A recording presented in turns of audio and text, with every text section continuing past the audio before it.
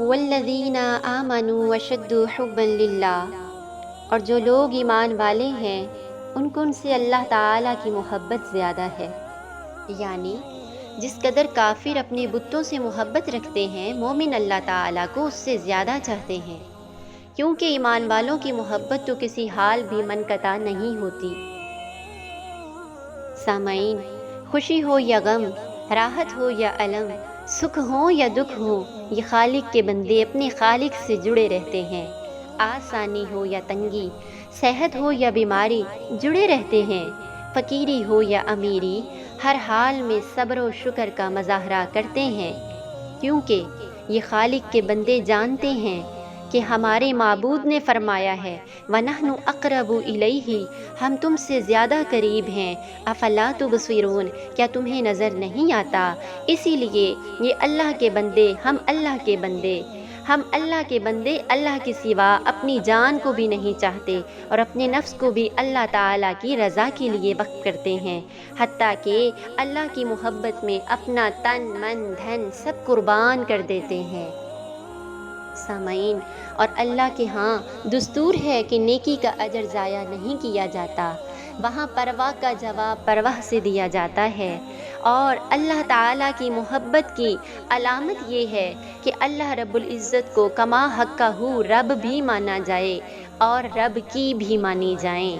اور جب محب اپنے خالق کے حکم کی فرما برداری کرتا ہے تو اللہ تعالیٰ بھی ان سے محبت کا اعلان کرتا ہے، محبت کا اعلان کرتے ہوئے فرماتا ہے ان اللہ یحب المحسنین، بے شک اللہ تعالیٰ نیکوں سے محبت کرتا ہے۔ معلوم ہوا کہ جو لوگ اللہ تعالیٰ سے محبت کرتے ہیں تو اللہ تعالیٰ بھی ان سے محبت کرتا ہے، جو اللہ تعالیٰ کے قریب ہوتے ہیں تو اللہ تعالیٰ بھی ان کے قریب ہوتا ہے۔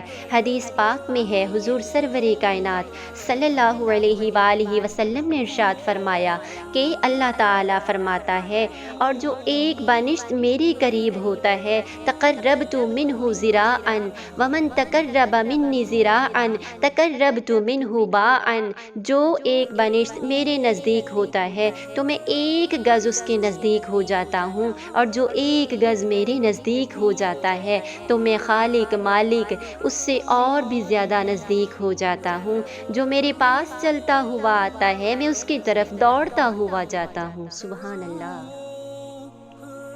عزیزان، یعنی کہ اللہ رب العزت کی رحمتیں ہماری طرف اس طرح سے بڑھتی ہیں جس طرح ہم اپنے خالق سے اپنا رابطہ جوڑتے ہیں، اور یہی وہ مقام ہے جس کے متعلق درویش لاہوری نے فرمایا خودی کو کر بلند اتنا کہ ہر تقدیر سے پہلے، خودی کو کر بلند اتنا کہ ہر تقدیر سے پہلے، خدا بندے سے خود پوچھے بتا تیری رضا کیا ہے، خدا بندے سے خود پوچھے بتا تیری رضا کیا ہے۔ سبحان اللہ۔ اللہ ہمیں بھی ایسے لوگوں میں کر دے جن کو تو خود پوچھے کہ بندے بول تو کیا چاہتا ہے۔ آمین۔ مالک بن دینار کے دور میں دو مجوسی بھائی تھے جو آگ کی پوجا کیا کرتے تھے۔ سامعین، ایک دن چھوٹے بھائی نے بڑے بھائی سے کہا کہ اس آگ کی پوجا کرتے ہوئے ہمیں اتنی طویل مدت گزر گئی ہے، آؤ آج ایک تجربہ کرتے ہیں، اگر یہ آگ ہمیں جلا دے گی تو ہم اس کی پوجا چھوڑ دیں گے، اور اگر نہیں جلائے گی تو ہم اس کی پوجا کرتے رہیں گے۔ ان میں سے ایک نے اپنا ہاتھ آگ میں ڈالا تو آگ نے جلا دیا۔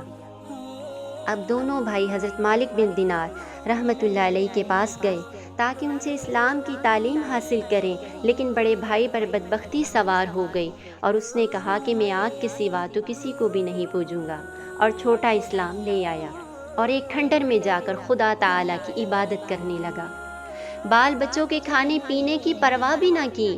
جب لوٹ کر آیا تو اس کی بیوی کہنے لگی کیا لائے ہو؟ اس نے جواب دیا کہ میں ایک بادشاہ کے ہاں کام کر رہا ہوں۔ سبحان اللہ، سبحان اللہ، یعنی کہ بادشاہوں کی بادشاہ کے ہاں کام کر رہا ہوں۔ کیا بات! کہنے لگا کہ اس نے مجھ سے کہا ہے کہ میں کل تمہیں تمہاری اجرت دوں گا، کیونکہ وہ جانتا تھا کہ کس چیز کی کمی ہے مولا تیری گلی میں، دنیا تیری گلی میں، عقبا تیری گلی میں، عقبا تیری گلی میں۔ الغرض رات بھر سب بھوکے پڑے رہے، بیوی بچے۔ پھر دوسرے دن بھی یہی قصہ پیش آیا۔ جب تیسرا دن ہوا تو سامعین وہ اپنی عادت کے مطابق اسی کھنڈر میں عبادت کے لیے دوبارہ چلا گیا اور کہنے لگا، اے میرے پروردگار، تو نے مجھے اسلام کی توفیق دی اور مجھ پر کرم فرمایا۔ میں اس دین اور آج کے دن جمعۃ المبارک کی برکت سے سوال کرتا ہوں کہ مجھ سے بال بچوں کے کھانے پینے کی فکر دور کر دے۔ اس کے بعد جب رات کو لوٹ کر آیا تو اپنے بال بچوں کو خوش و خرم پایا اور ان کے پاس بہت سا کھانا دیکھا۔ اس پر ان سے وجہ دریافت کی تو اس کی بیوی نے جواب دیا کہ ظہر کے وقت ہمارے پاس ایک آدمی 1000 اشرفیوں سے بھرا ہوا ایک تھال لے کر آیا اور کہنے لگا، اپنے خاوند سے کہہ دینا یہ تیری 2 دن کی مزدوری ہے۔ سبحان اللہ، اگر تو زیادہ کام کرے گا تو ہم اور زیادہ دیں گے۔ خیر، کہنے لگی کہ میں نے وہ اشرفیاں لے لیں اور ایک صراف کو لے جا کر دکھائیں۔ وہ نصرانی تھا۔ اس نے دیکھ کر کہا کہ یہ دنیا کی اشرفیاں تو معلوم ہی نہیں ہوتی، یہ آخرت کے عطیات میں سے ہیں۔ پھر مجھ سے پوچھنے لگا کہ تجھے یہ کہاں سے ملی؟ میں نے اسے سارا واقعہ سنایا، جسے وہ سن کر مسلمان ہو گیا اور مجھ کو اپنے پاس سے 1000 درہم دیے اور سجدہ شکر بجا لایا۔ سبحان اللہ، سبحان اللہ۔ آپ نے دیکھا کہ اس نو مسلم نے اپنی پوری لگن اور محبت سے اللہ تعالیٰ کی یاد کرنی شروع کر دی۔ جب اس نے اللہ کو یاد کرنا شروع کر دیا تو پھر اس نے رب تعالیٰ سے جو بھی مانگا اللہ تعالیٰ نے اس کو عطا کر دیا۔ ایک عارف کو ایک نصرانی بیمار کے پاس حالت نزع میں جانے کا اتفاق ہوا تو اس سے کہا کہ مسلمان ہو جا، تجھے جنت ملے گی۔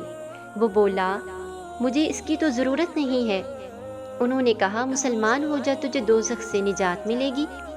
اس نے کہا، میں اس کی بھی پرواہ نہیں کرتا۔ انہوں نے کہا، چلو پھر تم مسلمان ہو جا، تجھے خدائے کریم کا دیدار نصیب ہوگا۔ اور اس نصرانی کا جو بیمار تھا حالت نزع قریب تھا۔ سامعین، جب اس سے یہ کہا کہ تجھے خدائے کریم کا دیدار نصیب ہوگا، اس پر وہ مسلمان ہو گیا اور اس کی روح پرواز کر گئی۔ اسی رات کو اس نے خواب میں دیکھا اور پوچھا کہ خدا تعالیٰ نے تیرے ساتھ کیا معاملہ کیا؟ تو اس نے جواب دیا کہ اللہ تعالیٰ نے مجھے اپنے سامنے کھڑا کیا اور فرمایا کہ تو میری ملاقات کے شوق میں مسلمان ہوا ہے۔ میں نے عرض کیا، ہاں، تو ارشاد ہوا کہ تجھے میری ملاقات اور رضا دونوں نصیب ہوں گی۔ سبحان اللہ، سبحان اللہ۔ اس نصرانی نے دیدار الہی کی خاطر اسلام قبول کیا تھا اور اللہ تعالیٰ کی محبت میں مسلمان ہوا تھا، تو اللہ تعالیٰ بھی اس پر راضی ہو گیا اور اسے مانگنے کے سوا ہی سب کچھ عطا کر دیا۔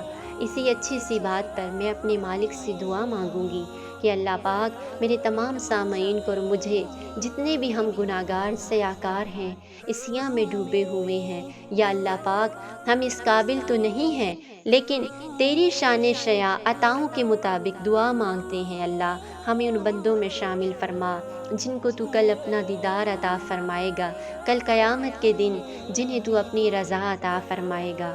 اللہ پاک ان میں سے ہمیں فرما جن کو تو غائبانہ اپنی محبتوں سے نوازتا ہے۔ آمین ثم آمین۔ والسلام علیکم اجمعین۔